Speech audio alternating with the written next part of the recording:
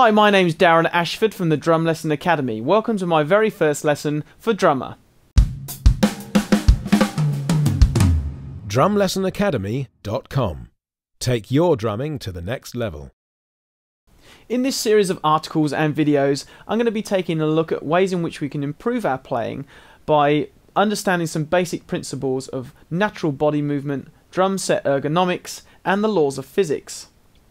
Now, whether we know it or not, whilst we play the drums, our bodies are making constant balance corrections. And having a low centre of gravity and good core stability are two elements that can really enhance our playing. Now, one factor that can really make a big difference in this area is our seat height.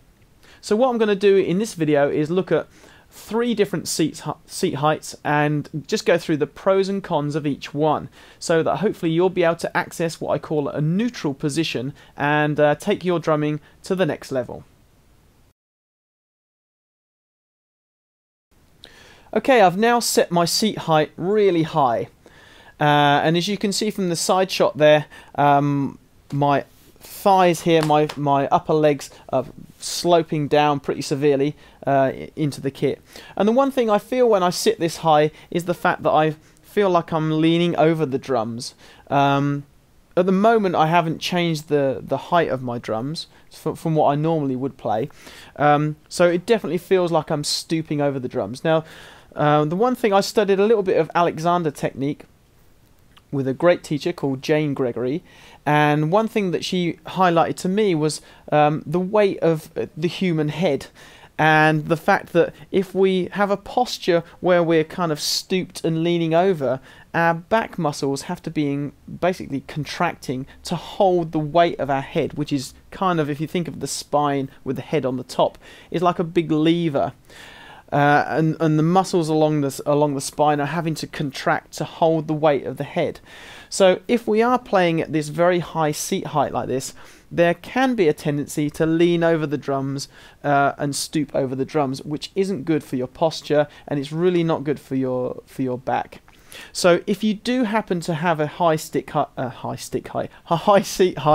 one of the things you might want to check out is raising your drums up, so at least your back is upright and you're playing from that type of position rather than stooping over the drums, because from a health of your spine point of view it's not too good. Okay, I've now set the seat height very low, and one of the first things that you'll notice is from the side camera here that my knees are higher than my hip joints. Now what this does, it slightly rotates my pelvis so that my spine is now got a curve in it. And for the fact that I feel like I'm falling off the back of the chair, the way that I counteract that is that I have to contract my stomach muscles constantly. So my muscles in my stomach, my abs, are in constant contraction. I'm no longer in this neutral position where you know, I don't have to do anything just to sit at the drums. Here I have to constantly contract my muscles in order to stay at the drums. Now, another symptom that's indicative of people who have a very low seat height is the fact that the drums are usually slanted away from the drummer. And this is usually as a result that they can't get the rack toms low enough because it'll interfere with the bass drum.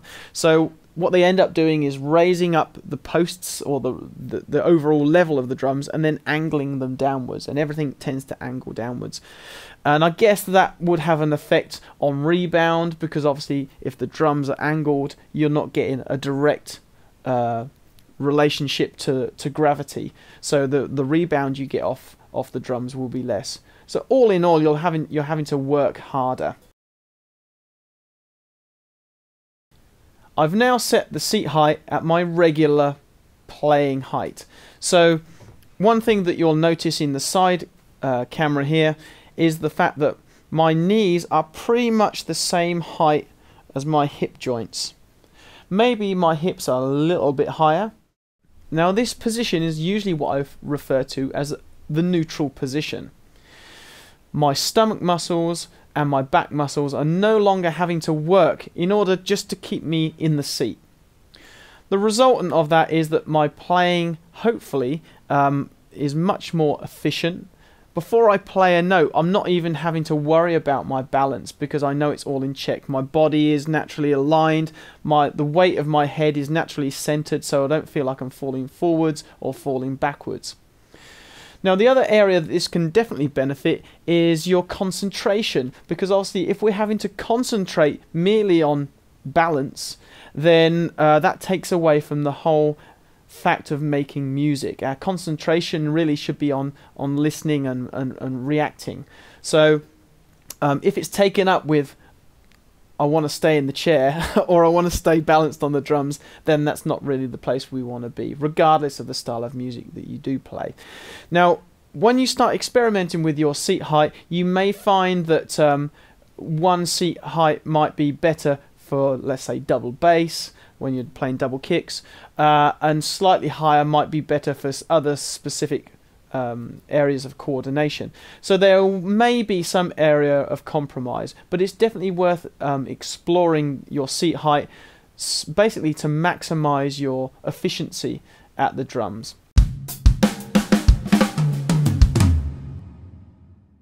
Okay, so your call to action this month is to try and find your neutral position.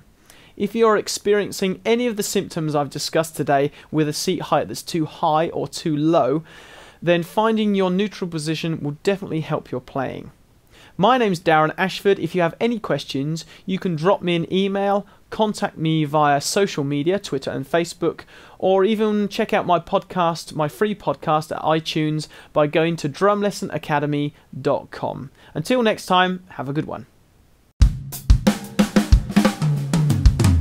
drumlessonacademy.com. Take your drumming to the next level.